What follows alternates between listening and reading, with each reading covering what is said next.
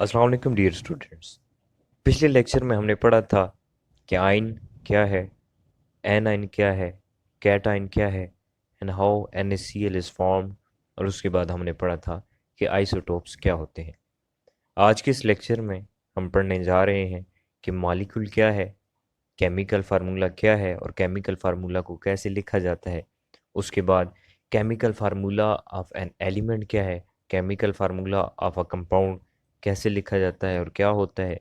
और उसके बाद हम बात करेंगे आयनिक कंपाउंड की। तो आइए सबसे पहले चलते हैं अपने फर्स्ट टॉपिक की तरफ, जो कि है molecule. What is molecule? Molecule क्या है? मॉलिक्यूल को समझने से पहले हम थोड़ा रिकॉल करेंगे कि एटम क्या था। हमने डेफिनेशन में पढ़ा था अपने फर्स्ट लेक्चर में कि atom is the smallest particle of matter that can not exist independently. Atom matter का सबसे छोटा पार्टिकल है जो इंडिपेंडेंटली एग्जिस्ट नहीं कर सकता। आइए अब मॉलिक्यूल की तरफ जाते हैं कि मॉलिक्यूल क्या है।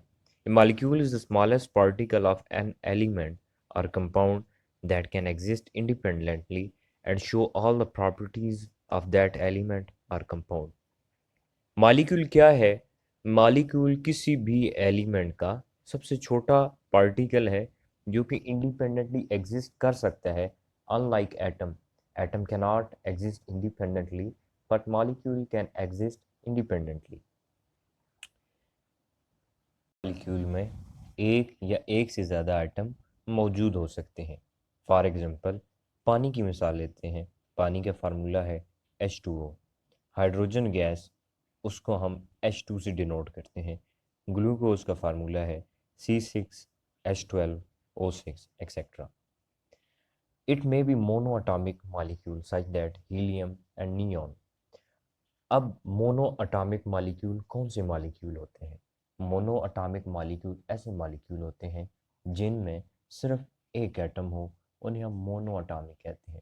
और जिनमें दो हों उन्हें हम डाई अटोमिक मॉलिक्यूल कहेंगे।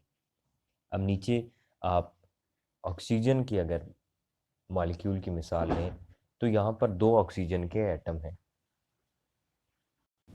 अब चूंकि हम तीन चीज़ें पढ़ चुके हैं, एटम, मॉलिक्यूल और आयन, और मे भी आप इन तीनों चीज़ों में कंफ्यूज हो जाएं, इसलिए आपकी कंफ्यूजन को मद्देनज़र रखते हुए मैंने इस डायग्राम में आपको समझाने की कोशिश की है कि एटम क्या है, मॉलिक्यूल क्या है और आयन क्या है। तो आइए सबसे पहले बात करते हैं एटम्स की। Atom is the smallest particle of matter that cannot exist independently is known as atom.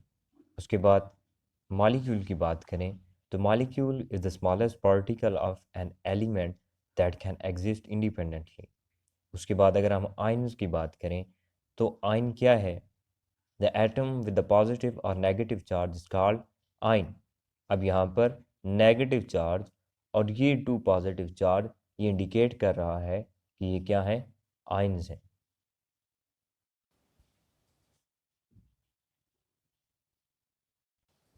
हम अगर वाटर की एग्जांपल दें तो वाटर का फार्मूला है H2O। यहाँ पर H सिंबल किसको डिनोट कर रहा है? हाइड्रोजन को। और O सिंबल किसको डिनोट कर रहा है? ऑक्सीजन को। हाइड्रोजन और ऑक्सीजन मिलेंगे तो क्या बनेगा? H2O, जिसे हम वाटर कहते हैं। तो H और O क्या हैं? सिंबल्स हैं। किस किस के? हाइड्रोजन और ऑक्सीजन के। सिंबल्स इसलिए बनाए गए क्योंकि यहाँ पर अगर हम हाइड्रोजन सारा लिखते तो लिखने में काफ़ी दिक्कत होती, इसलिए हर सिंबल को उसका छोटा नाम दे दिया गया जिसके थ्रू उसकी पहचान हो जाती है और हम इजीली केमिकल फार्मूला लिख सकते हैं। अब केमिकल फार्मूला हमें क्या बताता है, यानी केमिकल फार्मूला हमें एक मॉलिक्यूल के बारे में क्या इंफॉर्मेशन देता है? किसी भी मॉलिक्यूल का फार्मूला, किसी भी एलिमेंट का फार्मूला हमें दो बातें बताता है। Kinds of element in the molecule, ये बताता है कि इस मॉलिक्यूल में कितने किस्म के एलिमेंट्स हैं।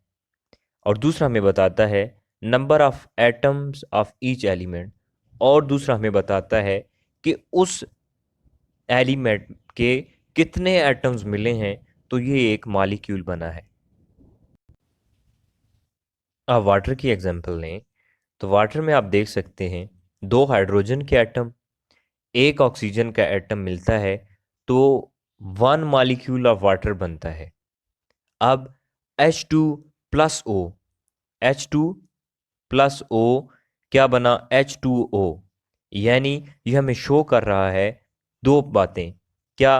पहली बात यह शो कर रहा है कि हाइड्रोजन हाइड्रोजन और ऑक्सीजन मिले तो क्या बना, वाटर, यानी कि पानी बना। और दूसरी बात हमें ये शो कर रहा है कि हाइड्रोजन H2, टू का मतलब क्या है, टू का मतलब है हाइड्रोजन के दो एलिमेंट थे और ऑक्सीजन का एक एलिमेंट था तो क्या बना, H2O। अब यहाँ पर एक बात आप लोगों को कंफ्यूज कर सकती है कि जिस एलिमेंट के साथ या जिस एटम के साथ कोई इंडिकेशन ना हो कि यहाँ पर देखें यहाँ पर टू है और यहाँ पर कोई नंबर नहीं दिया हुआ, तो इसका मतलब है जिसके साथ कोई नंबर ना हो उसका मतलब है वो एक एटम था।